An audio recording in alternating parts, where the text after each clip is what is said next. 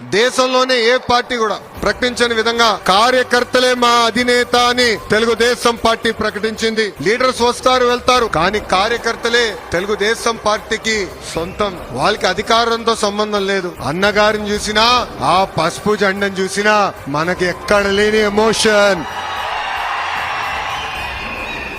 కార్యకర్తల త్యాగాలు ఒకసారి గుర్తు చేసుకోవాలి. మనందరం మెడపై కత్తి పెట్టి వాళ్ళ నాయకుడికి జై జై కొట్టమని అడిగితే జై చంద్రబాబు, జై తెలుగుదేశం అని ప్రాణాలు కోల్పోయిన తోట చంద్రయ్య మీ లోకేష్ కి స్ఫూర్తి.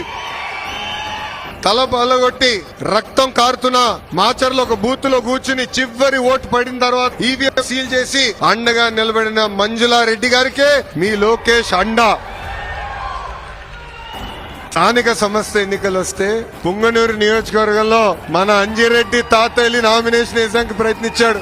వాళ్ళు నామినేషన్ లాక్కోవాలంటే మీసాలు తిప్పి తొడగొట్టి రా బిడ్డ రా అని చెప్పిన అంజిరెడ్డి తాత నాకు స్ఫూర్తి. అంతేకాదు జై తెలుగుదేశం అన్నందుకు విజయవాడలో గాంధీ గారి కంటు చూపు పోగొట్టుకున్నారు. ఆనాడు వైకాపా గూండాలు వచ్చి పొడిసి ఆయన కంటు చూపే పోగొట్టారు. 2019 నుంచి 24 వరకు రాష్ట్రంలో ఎలాంటి విధ్వంస పాలన జరిగిందో నాకంటే మీకే బాగా తెలుసు. తెలుగుదేశం పార్టీ జెండా ఎగిరేయాలన్నా లేదా జై తెలుగుదేశం అన్నాలన్నా ఆనాడు మనల్ని కొట్టేవారు, మైకులు లాక్కునేవారు, ఏకంగా ఇంటికి బయటికి కూడా అడుగు పెట్టించే పరిస్థితి లేకుండా పోయింది. వై నాట్ 175 అన్నారు, ప్రజలు అన్నారు వై నాట్ 11 అని. చంద్రబాబు గారు పవన్ అన్న ఫోటోలు పెట్టి బాక్సింగ్ చేశారు, ప్రజలే వాళ్ళతో ఫుట్బాల్ ఆడుకున్నారు.